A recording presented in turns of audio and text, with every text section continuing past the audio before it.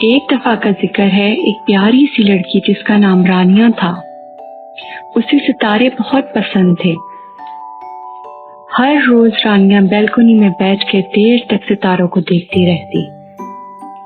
ایک رات رانیہ غور سے ستاروں کو دیکھ رہی تھی کہ اچانک رانیہ کی نظر ایک ستارے پر پڑی جو سب سے مختلف اور بہت روشن تھا۔ رانیہ جلدی سے بولی، السلام علیکم پیارے ستارے، کیسے ہیں آپ؟ اسے یہ دیکھ کے بہت حیرانی ہوئی کہ وہ ستارہ بول بھی سکتا تھا۔ ستارے نے رانیہ کو اپنی دکھ بھری کہانی سنائی۔ ستارے نے میٹھی اور پیاری زبان میں رانیہ سے کہا، میں آسمان میں بہت اکیلا محسوس کرتا ہوں۔ رانیہ مسکرائی اور ستارے کو پیار سے سمجھانے لگی، تم پریشان نہیں ہو، اب سے تم بالکل بھی اکیلے نہیں ہو۔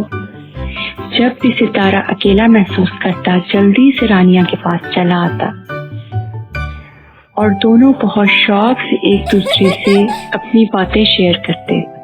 اب جب بھی رانیہ خود کو اکیلا محسوس کرتی یا بور ہوتی، وہ رات کا انتظار کرنے لگتی کہ کب رات ہو اور وہ اپنے دوست ستارے سے باتیں کرے۔